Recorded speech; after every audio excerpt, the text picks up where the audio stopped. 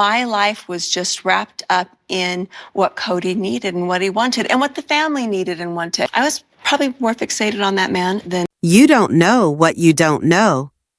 That's a phrase I heard all my life, but never truly understood. Because if you've only ever seen one way to live, how could you imagine another? In my world, women shared one husband. Competing for his attention wasn't just normal, it was your spiritual duty. We believed it was the only path to heaven, to reunite with family in the afterlife, even to become goddesses in our celestial kingdom. When that's all you know, you never stop to ask, is this real freedom or a gilded cage?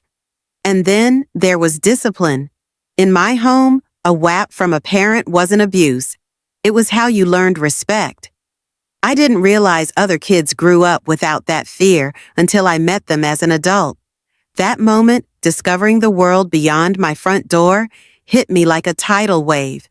I devoured every book on gentle parenting, determined my children would never tremble at my touch. I remember the exact day I vowed, I will never lay a hand on my child. No hiding in closets, no petrified apologies, just love, safety, and choice. That decision shattered generations of fear.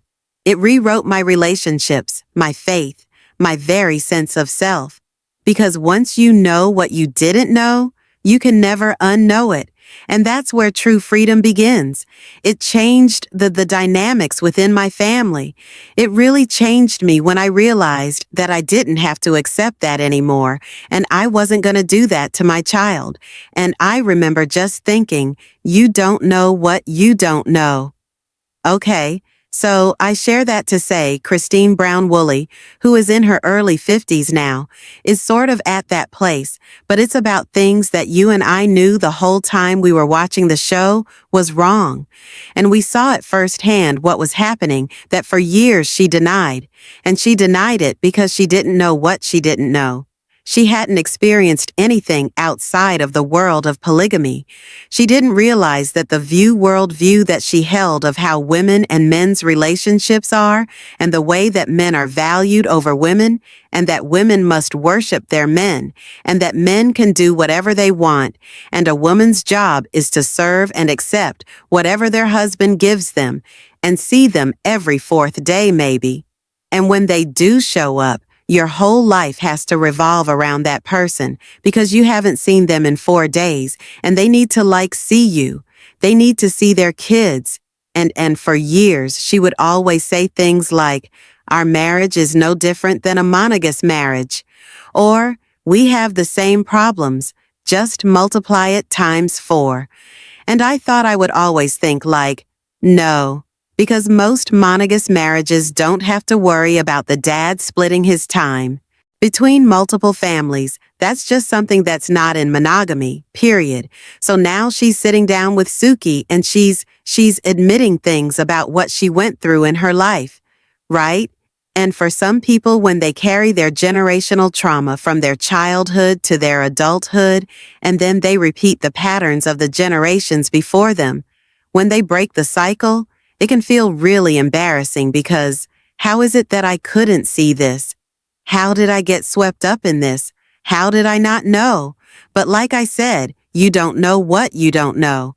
And so Christine talks for the first time about she's embarrassed that she lived her life as a polygamist. Embarrassed. Check it out. So it was like even when he wasn't there, I'd be thinking whenever he gets here, we're gonna do this and this and this. 'Cause he didn't just insert into my life. He didn't just do whatever we were doing. We had to change what we were doing to accommodate him, right? And that's not okay. That's not fair. If you have a house that you're running on your own, and every 4th day, the guy that fathered your children shows up after he's been traipsing around and poking him his pencil in other people's holes for 3 days, and then he shows up in your house and then demands that you conform to him and do what he wants, that's not an equal relationship, and it's not a man that's invested or cares about you, because a real partner wouldn't be doing what Cody was doing by having sex with all these other women, fathering children children that he didn't raise and fathering more children that he could parent or even love, and viewing his children as numbers and not as humans, and devaluing them and devaluing the women and making them compete. He has no value for the women. He doesn't care. He said this season he got all of his validation in life because his kids worshiped the ground he walked on. His wives worshiped the ground he walked on. He was the God. He was the number one. He was the most important, and he didn't have to do anything at all to change because they were all indoctrinated to accept that. I know that Cody is a narcissist, but hear me out. The culture that they come from creates narcissistic men because the men from birth and all the way into their adulthood are taught that they are superior to women. They are taught in their relationships that it is not their responsibility to love their wives more. It's their wives' responsibility to love their husbands more, and then their husband will love them. It's their wives' responsibility to be better, to keep sweeter, to not make a fuss. To this day, Mary makes comments like, "You can only control yourself," which is true. You can only control yourself. But it's also not true that you should have to change who you are and be something you're not in order for him to love you. And really, when Mary would say, "You need to work on yourself," it always felt like you just need to change who you are so that he loves you more.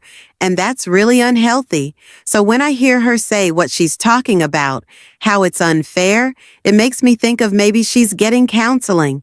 Honestly, she sounds like someone that's going through therapy and learning about healthy dynamics in relationships. And she probably has a new relationship to compare it to. And she's like, "Holy crap, I have no idea how I did this for so long." That's making it so our lives are focused on him. And that's frustrating to me. And it's embarrassing that I lived it. Do you feel that he didn't respect you? I don't know if he would feel like he would need to. I don't know. Maybe in some roles, maybe in some ways he did. She's embarrassed that she lived that way. She's embarrassed that her whole life she revolved around one person and invested their whole everything into that person. Changed her entire life when he was around her. Did everything in her power to please him. Constantly bent over backwards for him. And when he was in her home, treated him like a king. Special foods, special plates, special time. You know what McKelty has said?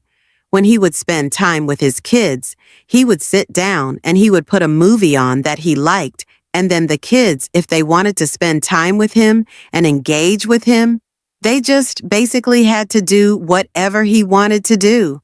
So she talks about these old Gladiator being one of them, but these like Roman period films that they would watch, and then these like movies about wizards and dragons. I don't know. And he was very into these movies, and that the only way that they would spend time together is if you wanted to sit down and for the millionth time watch the same movie with your dad, and that he didn't invest his time or energy in caring about what they liked or what they were interested in. He didn't go to events for his daughters or, for the boys. He would go to their wrestling events and get them into sports. But even then, it's only half-assed because he's got so many kids, right? And if he doesn't take an interest in what the kids are learning from a young age, that the way that they please their father is basically just doing whatever he says, and that to be close to him, you just have to do whatever he wants. And then because of the structure of this cult and their belief that he's the priesthood authority, he's treated like a god in their household because everything he says is close to God. Imagine having a husband that you're on the one hand is your husband, and then on the other hand, it's like you worship your husband. It's so they would always say that they were not like Warren Jeffs, but it's so Warren Jeffs. It's just they got to wear clothing that wasn't as repressive, like oppressive, right? They didn't have to wear their prairie dresses, but the belief system was identical. You just keep sweet. And if he wants you to come and do something with him, You gotta go come and do something with him. And if he wants to get you pregnant, he's gonna go get you pregnant. And if he comes over, it's gonna be how he wants it. And you better not complain. So for her now to say she's embarrassed, I'm sure a lot of what she's going through is shame. Shame. But you don't have to feel shame for what you didn't know. And you shouldn't have to feel shame for how someone else treated you. I always like to think of it in the way of, instead of feeling ashamed, ask yourself, why was it okay for him to treat you that way? Why is it that he abused? Why is it that he was okay abusing? What made it okay in his heart to even embrace a faith that would do this to a woman? Cody grew up in the LDS church, which I understand has many of the same beliefs at their core, but they don't practice polygamy. And because of that, he knew better. He knew that you don't marry multiple women. You don't put women through that. You don't break women's hearts in order to bring in someone new. And you don't expect your wives to just bow down and accept it. Because I always think of it, if he knew better, that polygamy was wrong. Because that's how he raised. He was raised that it was wrong, and then his parents converted, which is a whole another story.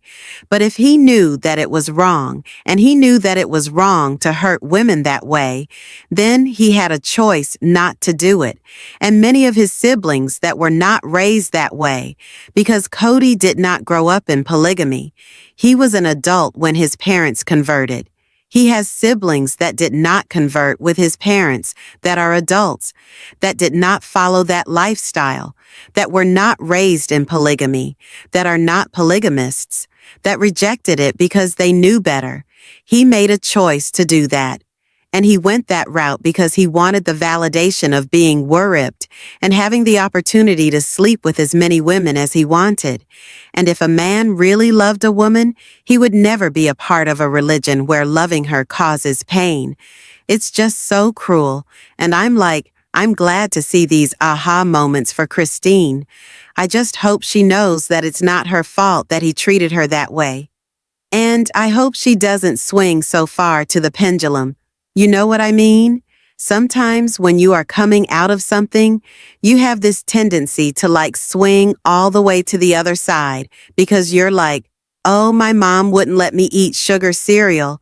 So now all I'm gonna do is eat candy, Or I didn't get to have sweets when I was a kid. Now all I do is eat junk food, right? Like Lori from Gilmore Girls. That was how I grew up too. So you have the tendency to swing all the other way to overcorrect. And so I hope she doesn't overcorrect and then become so independent, that she doesn't let him in, her husband. But I think she's learning how to do that. But she's never really had a partner until now. What a sad way to live. She was embarrassed. You guys think of being in your 50s and getting to a point where you're like, I'm so embarrassed. My life revolved around one guy, and I did all these things, 'cause I always said I was a strong woman, and I can't believe I was okay with a husband that slept with other women, and I was okay with that. What the hell was wrong with me? Blame the indoctrination, but don't blame yourself. You can only get better from here, and continue on in therapy, Christine. I can tell it's working. So, are you shocked to hear this? Are you not shocked? Let me know in the comments below. Make sure to give this video a thumbs up. Make sure to subscribe to my channel if you haven't subscribed, and click the bell so you never miss a video. Thanks so much for watching. Bye, guys.